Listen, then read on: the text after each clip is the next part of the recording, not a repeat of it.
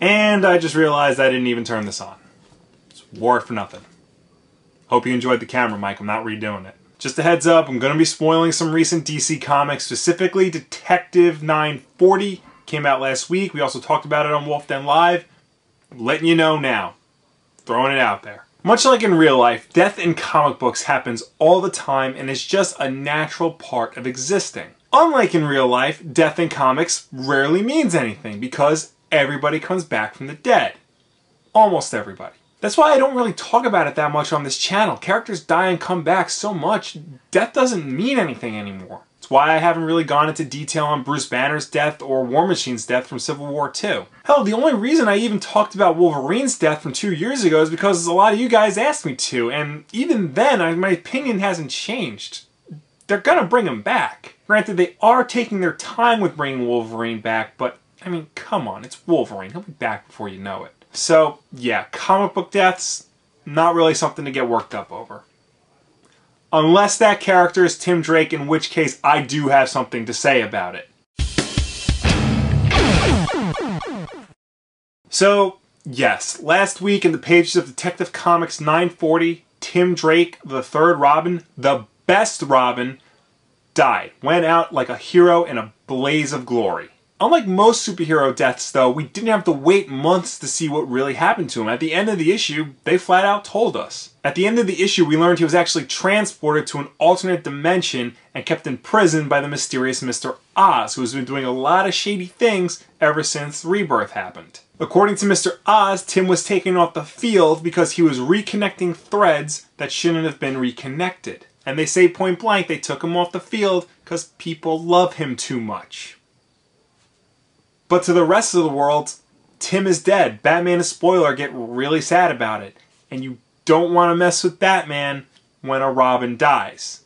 It's not good. So what makes Tim's death different than all the other deaths in comics? Besides the fact that he's the best Robin, the one true Robin, and there's been this pretender in his role for far too long. Well, Tim has become a major player in Detective Comics ever since Rebirth started. There was a major effort to reinvent him and make him the character that we all know and love, not the character he was during the New 52.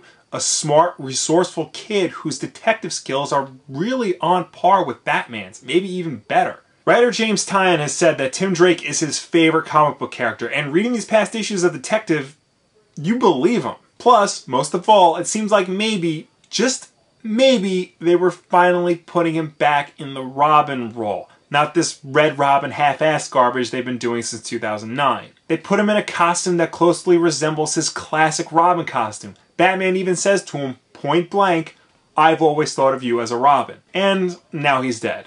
Well, dead to the world. He's in an interdimensional prison, but he's dead. It is cool that he's still alive and is going to be part of the greater Rebirth mystery, but did they have to take him so soon? This might be part of a greater overall plan DC has for their characters, because Tim Drake isn't the only character to die suddenly at the start of Rebirth. Captain Boomerang also died last week in Suicide Squad #2, and even before that, Lois Lane died in the first issue of Superwoman, and she was supposed to be the titular Superwoman. She's been replaced by Lana Lang. That's 3 high-profile characters that were eliminated right in the beginning of this initiative. Now, we know this isn't the end for them. Like I said, this is greater mystery surrounding Rebirth and Mr. Oz and his possible connections to Watchmen. All the Superman books have pretty much been riddled with ambiguity, especially when it pertains to Mr. Oz. He pops up in them a lot. There's also a new Clark Kent, Doomsday, and Eradicator showed up. There's a lot going on here, and we still don't really know what exactly. Also, Captain Boomerang has already been announced as being part of the upcoming Justice League Suicide Squad crossover, and that starts in December.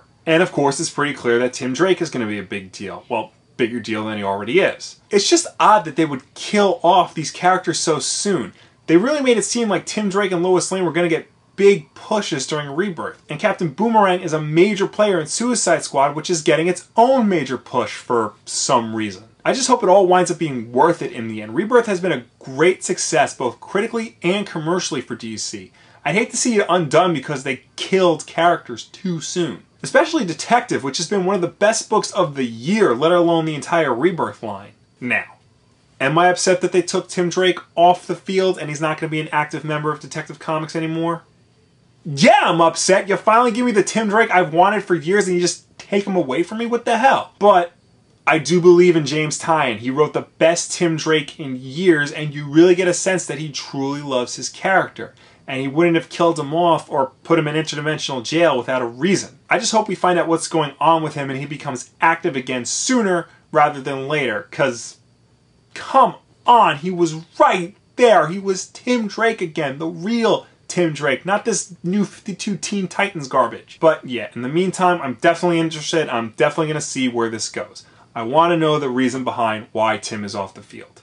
I hope that reason is because he's going to become the real Robin again. Come on, DC. Stop tiptoeing around it. Just pull the trigger already. But what do you guys think about Tim's death/imprisonment? Are you curious to see where this goes? What do you think about DC killing off major characters so soon? Let me know down below or anywhere on the internet. New videos every Tuesday and Wednesday, and of course, Wednesday night, Wulff Den Live, our live show. You can chat with us. We'll talk about all sorts of nonsense. If you miss it, don't worry. It goes up next day on Thursday. Also in audio format on iTunes, SoundCloud, and Google Play. And of course, like if you like, subscribe if you really like, share this video with a friend. Thank you so much for watching.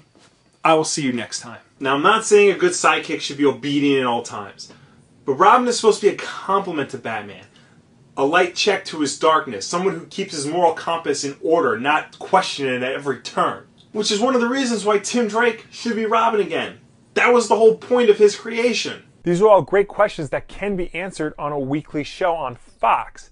The first thing you got to do, though, is make sure you get the right characters to tell this story. And by that I mean not every single Batman character needs to be on this show.